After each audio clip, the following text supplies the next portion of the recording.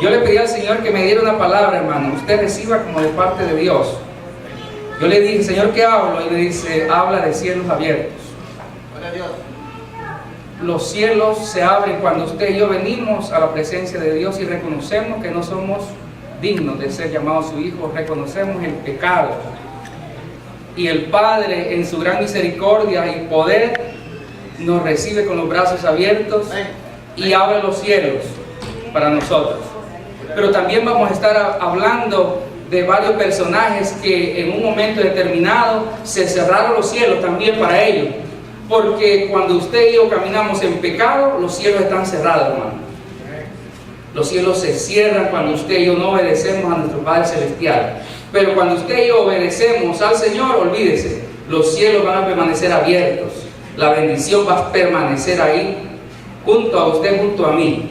Y este día yo quiero tocar el tema del rey David. Quiero que me acompañe ahí en Segunda de Samuel. Segunda de Samuel 11:1.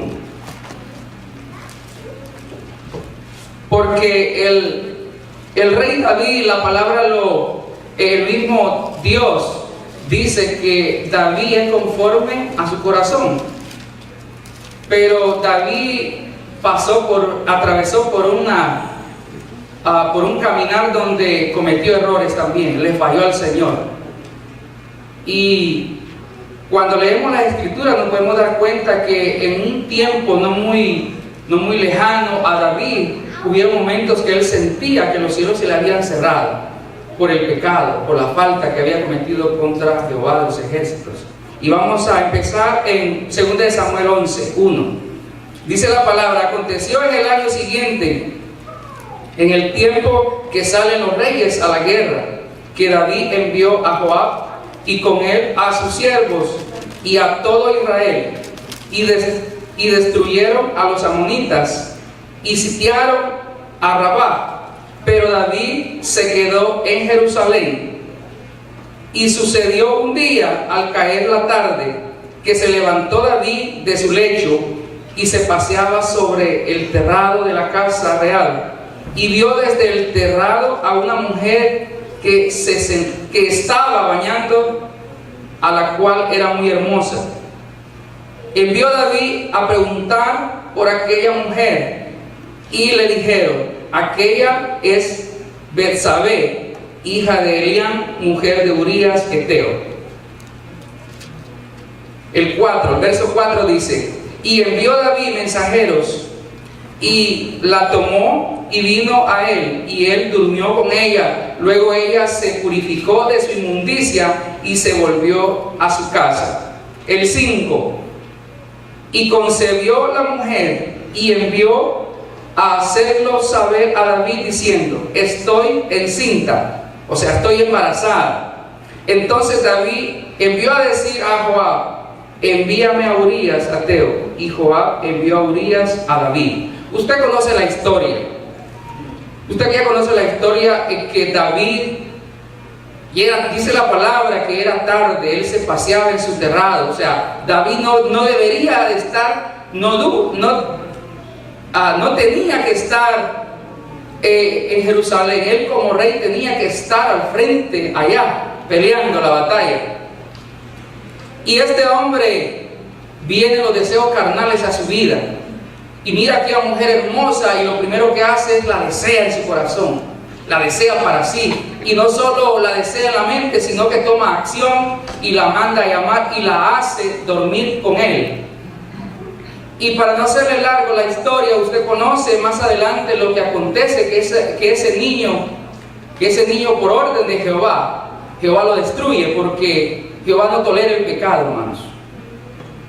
Y David se encuentra, más adelante la Escritura nos enseña que David se encuentra turbado, se encuentra atormentado. Dice la palabra que no come, dice la palabra que rasga sus vestidos, dice la palabra que se tira en tierra, ayuna, pidiendo misericordia a Dios para que el niño no perezca. Una vez que los sacerdotes van a David, ellos dicen que tienen miedo de decirle lo que ha acontecido, lo que ha sucedido con el bebé, porque el bebé ha muerto. muerto. Y ellos tienen miedo de decirle a David lo que había acontecido. Pero el mismo David, al ver el rostro de los sacerdotes, se da cuenta que ese niño ya había muerto. Y más adelante, mire el verso 21. Ahí mismo dice en el 12, perdón. En el 12:21, dese una ojeadita ahí. Dice: y le dijeron sus siervos: ¿qué es esto que has hecho? Por el niño, dice, por el niño viniendo aún ayunabas y llorabas, y muerto te levantas y comiste pan. Y le respondió: viviendo aún el niño, yo ayunaba y lloraba, diciendo: ¿quién sabe si Dios tendrá compasión de mí y vivirá el niño? Mas ahora que ha muerto, ¿para qué he de ayunar? ¿Podré yo hacer volver? Yo voy a él, mas él no viene a mí. Y dice el 24, y consoló David a Betsabé, su mujer, y llegándose a ella, durmió con ella, y ella le dio a luz a un hijo, y llamó su nombre Salomón, al cual amó Jehová. Si usted se da cuenta, en las Escrituras, la palabra nos enseña a nosotros que, como hijos de Dios, nosotros tenemos que obedecer la voz del Señor. Muchas veces nosotros como creyentes, hermanos, se nos olvida que debemos de estar continuamente en batalla, peleando la batalla, porque cuando nosotros bajamos la guardia, pueden llegar a nosotros tentaciones, pueden llegar a nosotros situaciones en las cuales le podemos fallar a Dios. Pero los cielos no permanecieron cerrados para David, porque si usted se da cuenta más adelante, vaya conmigo en Salmo 40, lo que la palabra dice acerca del rey David.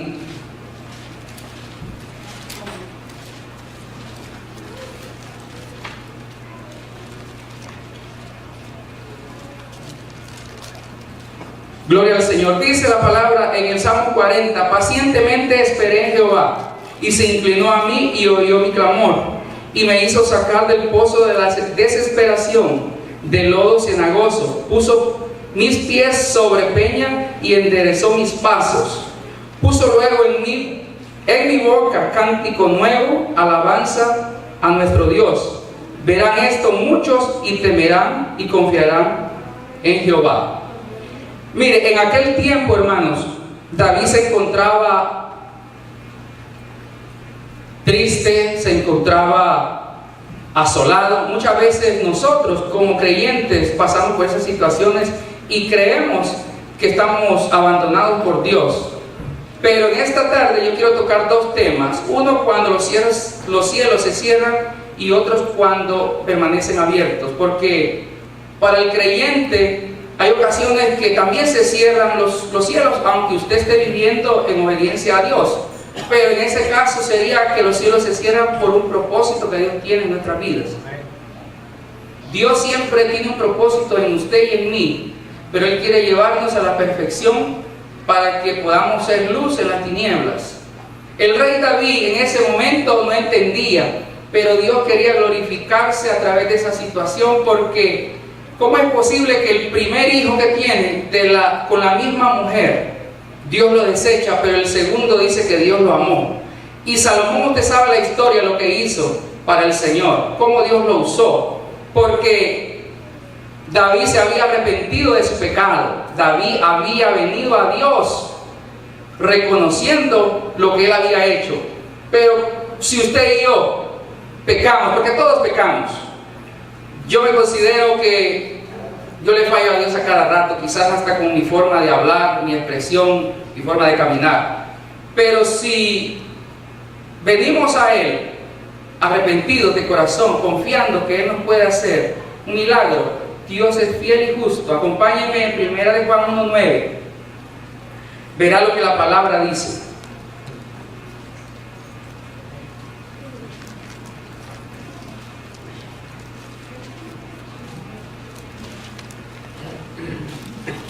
Gloria al Señor.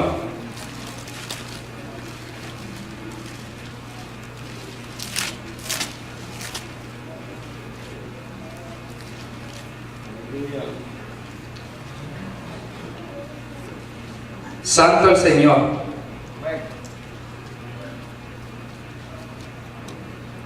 Dice la palabra en Primera de Juan 1:9.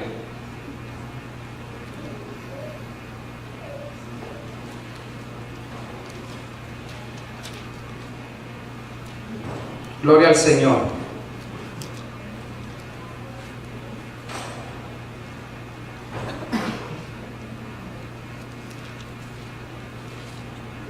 Bendito Dios. Porque fiel es el Señor. Si confesamos nuestros pecados, Él es fiel y justo para perdonarnos y limpiarnos de toda maldad. El Señor, hermanos, es fiel y justo. Cuando usted y yo venimos a Él con un corazón sincero delante del Señor, Él nos va a perdonar y nos va a limpiar de toda maldad. Yo le decía al Señor: Señor, yo no estoy preparado para predicar tu palabra, pero me encontré en la palabra que para predicar al Señor hay que ser valiente, hay que tener determinación. Nosotros, hermanos, hemos sido llamados, como decía el hermano Jorge, hemos sido llamados con un propósito: a seguir a Jesús y a modelar lo que Jesús ha hecho, para que las tinieblas sean alumbradas, hermanos, porque usted y yo somos luz. Usted y yo somos luz. Lo declaramos que así es, porque la palabra así nos enseña. Pero si nosotros no somos determinados para hacer la voluntad de Dios, vamos a seguir apagados, hermanos.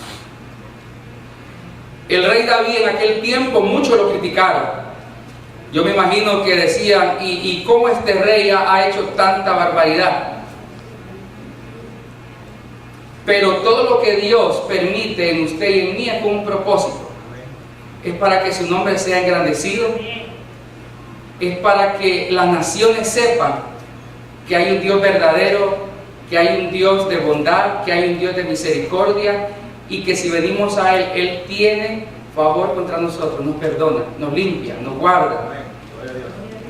Mire, hay otro caso que quiero tocar. Ustedes todos conocen la vida de Saúl.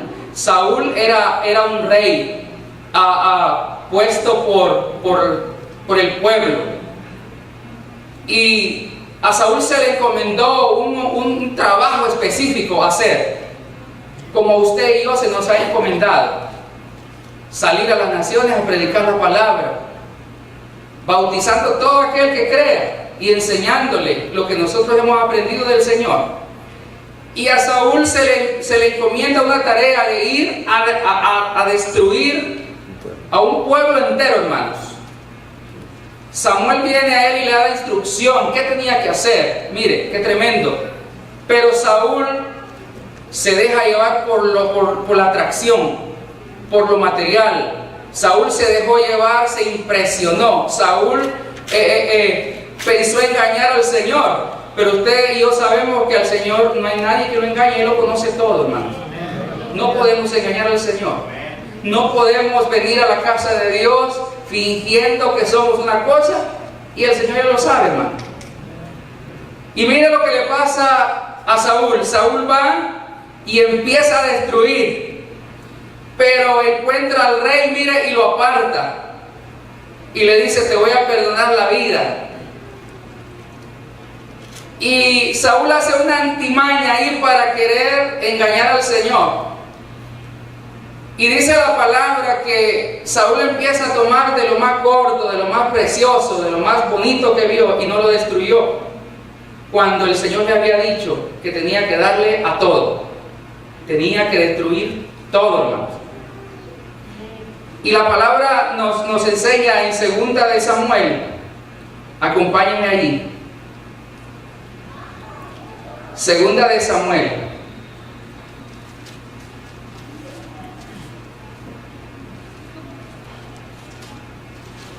gloria al Señor. Perdón, primera de Samuel, hermano, 15:5. Vamos a estar viendo un par de versículos ahí. Primera de Samuel 15:5. Glorificado el Señor.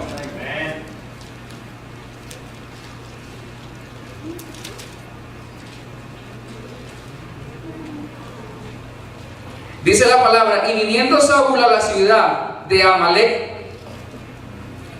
puso emboscada en el valle, y dijo Saúl a los ceneos: idos, apartaos y salid de entre los de Amalec, para que no os destruya juntamente con ellos, porque vosotros mostráis misericordia a todos los hijos de Israel cuando subían de Egipto. Y se apartaron los ceneos de entre los hijos de Amalec, y Saúl derrotó a los amalecitas desde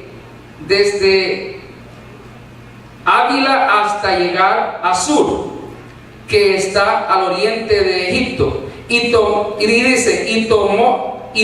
vivo a Agag, rey de Amalec, pero a todo el pueblo mató a filo de espada. Y Saúl y el pueblo perdonaron a Agag y a lo mejor de las ovejas y del ganado mayor de los animales engordados, de los carneros y de todo lo bueno, y no lo quisieron destruir, mas todo lo que era vil y despreciable destruyeron. Mire qué tremendo. A Saúl se le había dicho que fuera a hacer algo específico, pero él decide hacer otra cosa. Y más adelante viene lo mero bueno, decimos en Guatemala, porque todo pecado tiene consecuencias. Yo platicaba con un hermano y le decía: bueno, el Señor es fiel y justo, porque cuando yo vengo al Señor y me confieso delante de Él y lo recibo como mi Señor y Salvador, Él me perdona. Y dice la palabra que Él me limpia y nunca más vuelve a recordar mi pecado. Pero cuando usted y yo, en nuestra vieja vida pasada, hemos pecado, hermanos, hay consecuencias del pecado que nos van a seguir hasta el último día que Dios nos permita vivir en este lugar. Y yo le decía al hermano: haga de cuenta que en esa pared usted pone cuadros, pero para poner esos cuadros tiene que poner clavos ahí. Imagínese, póngase a pensar esto usted: en esa pared no existe nada ahora, pero si pondríamos un par de cuadros, tendríamos que hacer agujeros. Imagíneselos ahí, pero luego imagíneselos que alguien los quita, que Jesucristo viene y quita ese pecado. Va a quitar también los clavos, pero van a quedar agujeros, van a quedar huellas, que esa es la consecuencia que venimos acarreando hoy en día.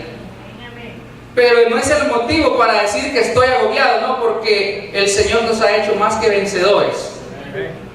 Y el diablo va a querer venir a recordar ese agujero que está en mí, que está en usted.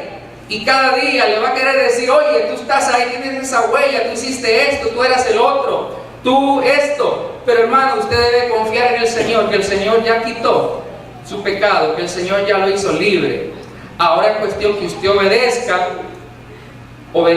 a lo que la palabra nos enseña, que obedezcamos a lo que la palabra nos dice, a salir, a predicar, a buscar a la oveja perdida, a buscar a aquel que está herido, a vendar a aquel que está pasando situaciones difíciles. Porque si cometemos el error de Saúl, nos vamos a encontrar en graves consecuencias. Saúl no quiso obedecer a Dios, pensó engañar a Dios. Nosotros no podemos pensar que podemos engañar a Dios, porque Él es fiel y justo. Él conoce todo de nosotros. Amén. Así de que no se me ponga triste, porque hay esperanza. Hay esperanza. Los cielos se abren cuando usted y yo obedecemos a Dios y caminamos en obediencia, siguiendo la voluntad de Él, amándonos unos a otros, soportándonos unos a otros, que cómo cuesta eso, ¿verdad? Pero la palabra así nos dice, hermanos. Y mire lo que sucede en el verso 14, ahí mismo en primera de Samuel. Samuel entonces dijo: pues qué balido de ovejas y bramido de vacas es este que yo oigo con mis oídos. Y Saúl respondió: de Amalec los han traído, porque el pueblo perdonó lo mejor. Mire qué tremendo lo que dice este hombre. Porque el pueblo perdonó lo mejor de las ovejas y de las vacas para sacrificarlas a Jehová tu Dios, pero lo demás lo destruimos. Entonces dijo Samuel a Saúl: déjame declararte lo que Jehová me ha dicho esta noche. Y él le respondió: di. Y dijo Samuel: aunque eras pequeño en tus propios ojos, no has sido hecho jefe de las tribus de Israel, y Jehová te ha ungido por rey sobre Israel. Y Jehová le envió en misión y dijo: ve, destruye a los pecadores de Amalec y hazles guerra hasta que los acabes. ¿Por qué pues no has oído la voz de Jehová, sino que vuelto al botín has hecho lo malo ante los ojos de Jehová? Y Saúl respondió a Samuel: antes bien he obedecido la voz de Jehová y fui a la misión que Jehová me envió, y he traído a Agag, rey de Amalec, y he destruido a los amalitas. Mas el pueblo tomó del botín ovejas y vacas, las primicias de anatema, para ofrecer sacrificios a Jehová tu Dios en Gilgal. Y Samuel dijo: se complace Jehová tanto en los holocaustos y víctimas como en que se obedezca a las palabras de Jehová. Ciertamente el obedecer es mejor que los sacrificios, y el prestar atención que la grosura de los carneros. Ciertamente es mejor obedecer a Dios que cualquier otra obra que usted y yo podamos hacer.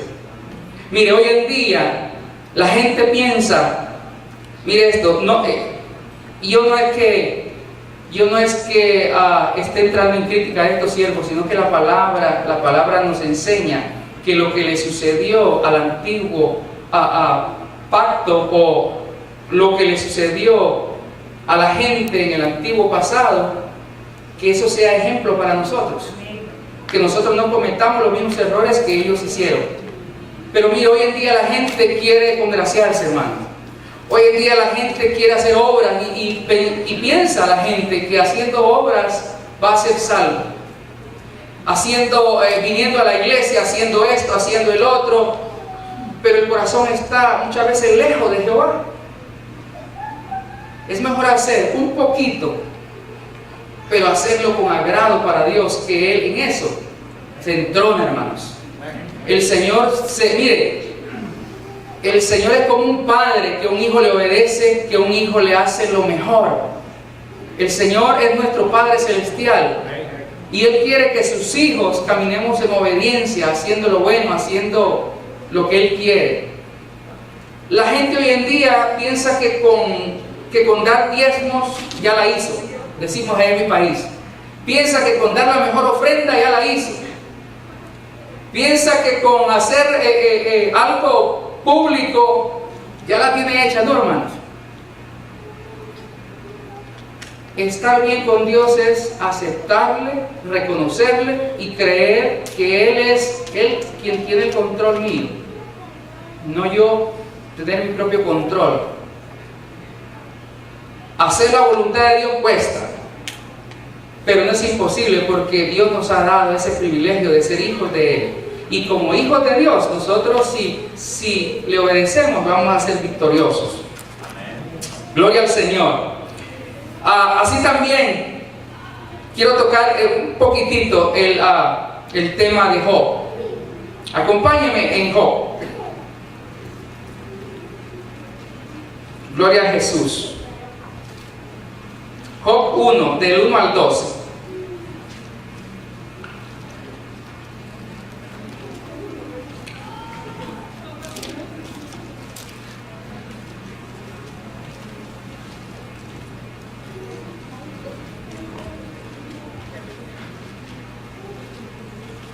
Gloria al Jesús. Cuando lo tenga me puede dejar saber con un amén. Gloria a Jesús. Dice la palabra en Job 1: hubo en tierra de Uz un varón llamado Job, y era este hombre perfecto y recto, temeroso de Dios y apartado del mal. Y le nacieron 7 hijos y 3 hijas. Su hacienda era 7,000 ovejas, 3,000 camellos, 500 yuntas de bueyes, 500 asnas y muchísimos criados. Y era aquel varón más grande que todos los orientales.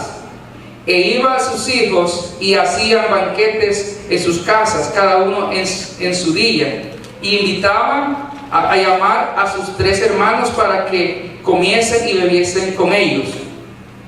Y acontecía que, habiendo pasado en turno los días de convite, Job enviaba y los santificaba, y se levantaba de mañana y ofrecía holocaustos conforme al número de todos ellos, porque decía Job: quizá habrá pecado mis hijos y habrán blasfemado contra Dios en sus corazones. De esta manera hacía todos los días. Y dice el 6: un día vinieron a presentarse delante de Jehová los hijos de Dios, entre los cuales vino también Satanás. Y dijo Jehová a Satanás: ¿de dónde vienes? Respondió Satanás a Jehová y dijo: de rodear la tierra y de andar por ella. Y Jehová dijo a Satanás: ¿no has considerado a mi siervo Job, que no hay otro como él en la tierra, varón perfecto y recto, temeroso de Dios y apartado del mal? Respondió Satanás a Jehová y dijo: ¿acaso teme Job a Dios de balde? O más bien, ¿o acaso Job te teme a ti solo por así? Porque Satanás pretendía decirle a Dios: Job te teme porque tú le has bendecido, tú le has ayudado, lo has hecho el hombre más rico. Y mire lo que dice el 10: no le has acercado alrededor a él y a su casa y a todo lo que tiene, al trabajo de sus manos has dado bendición. Por tanto, sus bienes han aumentado sobre la tierra. Pero extiende ahora tu mano y toca todo lo que tiene, y verás si no blasfema contra ti en tu misma presencia. Y dijo Jehová a Satanás: he aquí, todo lo que tiene está en tu mano, solamente no pongas tu mano sobre él. Y salió Satanás de delante de Jehová. Y usted sabe la historia, lo que pasa a Job. Mire,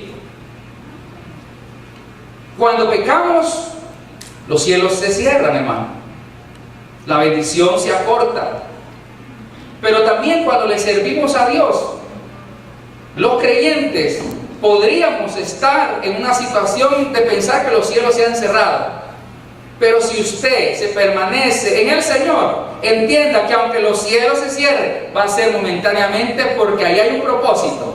En este hombre dice que era varón perfecto, que no había maldad en él, pero mire, Dios le permite a Satanás y le dice: tócale todo lo que tiene, mas no toques su alma, no toques, porque esa es mía, esa me pertenece. Usted ha confesado a Jesucristo como su Señor y Salvador y se encuentra pasando una dificultad, que piensa que los cielos se han cerrado. No tema, no tema, porque Dios tiene un propósito en su vida. Dios quiere hacer algo grande, mejor de lo que le ha dado Dios. Porque usted conoce la historia de Job, un hombre recto, apartado del mal, pasa por una situación.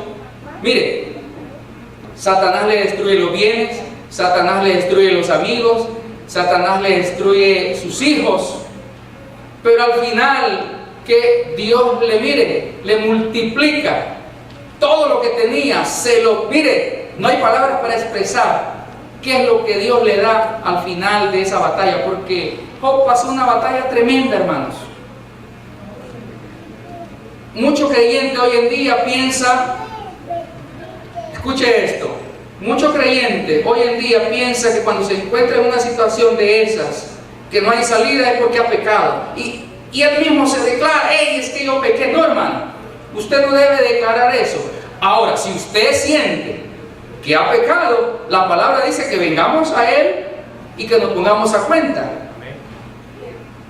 Pero si usted se siente atribulado porque piensa que no hay salida, piensa que Dios no está cerca de usted, y usted le sirve al Señor conforme a Él lo ha llamado, no tenga temor, créale a Dios que eso es momentáneo, porque Dios a la salida del otro lado tiene algo mejor para usted y para mí. Job, a pesar de lo que pasó ahí, hermanos, nunca dejó de creer en el Señor. Y mire, vinieron cizañas. La propia esposa, usted sabe la historia, no es necesario que la leamos, porque usted y yo sabemos cómo sucedieron las cosas de Job. La misma esposa le dice: oye, maldice a tu Dios, miren en la miseria en la que estamos, miren el problema en el que estamos. Pero Job le dice, usted sabe qué le dice Job. Y eso es lo que nosotros debemos de hacer, hermano. Eso es lo que un verdadero cristiano, maduro, creyente, que confía en el Señor, no importando las circunstancias que está pasando, usted le alaba a Dios, usted bendice el nombre del Señor, usted se congrega para Él, usted sale a predicar la palabra. Mire, hay trabajo que hacer, hermanos, mucho trabajo que hacer por el Señor. Pero el Señor no nos quiere acá sentados, el Señor nos quiere que salgamos de estas cuatro paredes y que esta casa sea llenada, hermano, porque Dios tiene el poder para llenarla, pero Él en su misericordia, su gracia, nos da ese privilegio a nosotros de servirle, de trabajar para Él. Hay algo que me llama la atención con Job, porque si usted presta atención o usted ha leído bien la historia de él, usted se da cuenta que Job todo lo que tenía, dice la palabra de Dios, que Dios se lo había dado. No era porque él era mejor, era porque Dios se lo había dado, y él reconocía que Dios lo había hecho, y si por tanto lo perdía, no importaba, porque Dios se lo había dado. Aún por sus hijos, aún su familia, él la entregaba, porque él reconocía que todo lo que él tenía era de Dios. Nosotros, hermanos, todo lo que somos se lo debemos a Él. Amén. Todo lo que tenemos se lo debemos a Dios. Yo escuchaba a un hombre, compartía la palabra con él, y él me decía que yo soy inteligente, es porque yo soy esto. Y mire, y ese día, no sé, por cobarde quizás, o no pude decirle, no pude ponerlo en su lugar, porque qué triste escuchar a personas que piensan que lo que tienen es porque ellos son mejores, que son mejor que otros, y no reconocen que Dios es el dador, no reconocer que Dios es el que me provee, que es por su gracia que quizás usted tiene un buen trabajo, que es por su misericordia que usted tiene una casa, que es por el amor grande que usted tiene un hijo, sus hijos, su hogar, su familia. Todo se lo debemos a Dios. Amén. Amén. Gloria a Dios. Y para ir terminando, porque lo veo que ya se están durmiendo, hermano. Hoy que vea paredes sudar, usted está durmiendo. Yo pienso que no es por calor, porque está frío el aire, pero pienso que son nervios, hermano. Gloria a Jesús. Ay, Dios mío. Acompáñenme en Mateo, hermano. Gloria a Jesús. Gócese, hermano. Gócese en el Señor. Mire, no hay cosa más preciosa que servirle a Dios. No hay cosa más maravillosa que servirle a nuestro Dios. Gloria a Jesús. Perdón, Marcos 15:13, hermano. Es para que se ponga práctico en la Biblia. Marcos 15, 33 y 34.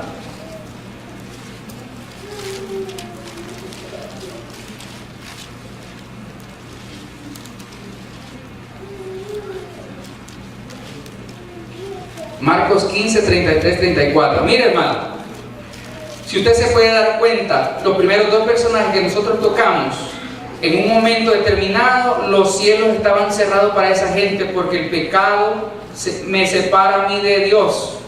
El pecado lo separa a usted de Dios. Cuando hay pecado en usted y en mí, mire, la oración no sube ni a esa luz. Dios no escucha eso, hermanos. Por eso es necesario que cada día nos pongamos a cuenta. El rey David en una ocasión hace una oración y dice que aún por los pecados que él no se acuerda, le pide a Dios que se los perdone. Porque muchas veces nosotros cometemos pecados inconscientemente, que a veces no nos damos cuenta, pero fallamos, lastimamos a alguien. Y esa carga la voy a llevar, porque si soy tropiezo de alguien, va a haber consecuencias en mí. A veces pensamos que no fallamos. Mire, fallamos, hermanos, aún hasta con nuestra expresión, aún hasta en la forma de hablar. Ve que en este lugar habemos de varias nacionalidades. Aún con la interpretación que se le da a las palabras, podríamos llegar a pecar, a lastimar a alguien. Y ese pecado, hermanos, inconsciente, está ahí en nosotros, que hay que ponernos a cuenta con Dios, para que Él escuche la oración. A estos hombres en ese tiempo que pecaron, en ese tiempo que fallaron, se les acortó esa bendición que Dios les había dado en el principio. Porque todo tiene consecuencias, ya sea positivo o negativo. Y nuestro Maestro, nuestro Señor y Salvador, hermanos, aún en la cruz del Calvario, Él sintió que los cielos se le habían cerrado. Estando en la cruz, Jesús hace una declaración que quizás usted y yo la hemos hecho alguna vez. ¿Dónde estás, Padre? ¿Dónde estás, Señor? Cuando usted y yo nos encontramos en un aprieto duro, hermanos, que ya no hayamos salida, que pensamos que todo el mundo se nos volteó.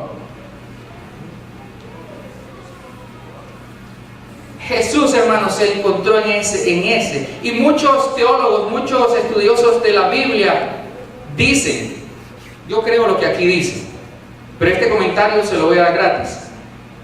Dicen que Jesús sintió que los cielos se cerraron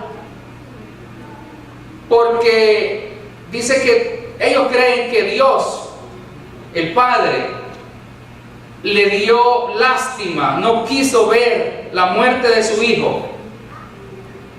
Y por un periodo de un par de horas, la Biblia dice que los cielos se nublaron, hubo oscuridad tremenda. Y en esa oscuridad Jesús hace una declaración que, mire, es tan precioso, hermano, poder entender lo que la palabra dice. Quizás usted y yo, no sé cuál sea su problema el día de ahora. Quizás usted está diciendo, ¿dónde está Dios? ¿Dónde está? Que siento que me ha abandonado. Pero no, hermano, Dios está ahí. Dios está ahí para sacarlo, para levantarlo, para, mire, libertarlo. Porque a Jesús, nuestro Salvador, se sintió así, pero al tercer día Dios le dio la victoria, mire, y toda lengua tiene que confesar a Jesús para ser salvo. Toda rodilla se debe de doblar ante nuestro Salvador. Mire lo que dijo Jesús en el 15:33. Dice la palabra en Marcos, hermano, Marcos 15:33. Cuando vino la hora sexta, hubo tinieblas sobre toda la tierra hasta la hora novena.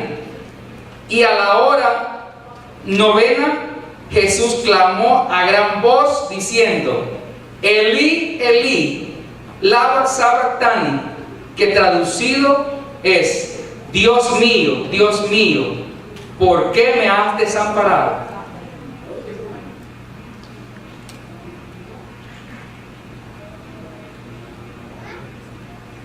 Jesús, hermanos, nuestro Dios hecho carne, siente en ese momento que los cielos se le cierran, que el Padre se aparta de Él, porque somos humanos, y ese es un ejemplo para nosotros. Pero cuando usted y yo estemos en un problema, no dude, usted declare lo que la palabra dice, que el Señor estará con usted y conmigo hasta el fin del mundo. Jesús en ese momento, yo pienso, no hay palabras para para expresar más, porque la palabra lo especifica, claro, lo que él sintió. Imagínense estar colgado en esa cruz, hermano, con ese dolor tremendo, y sentir que el Padre lo abandona. Yo siento que, olvídese, no hay palabras para expresar. Pero Dios no se había apartado de él, porque Dios estaba ahí. Dios estaba ahí para libertarlo. Dios estaba ahí para levantarlo, porque de ahí fue levantado a la diestra del Padre. De igual que usted y yo un día vamos a ser levantados. Pero para eso, hermanos, hay que correr esa carrera con paciencia, sirviéndole a Dios, dedicándole tiempo a Dios, dedicándole tiempo al Señor, hermanos, para hacer lo que Él nos ha llamado. El Señor en este día nos llama y nos dice: Iglesia Benecer, levántese. Aleluya. Nos hemos enfrascado, hermanos, en quedarnos cortitos. Si Dios nos ha dado el poder para ir a las naciones, para ir afuera a predicar su palabra con poder, a sanar a los enfermos, a libertar a aquellos que están oprimidos en su nombre.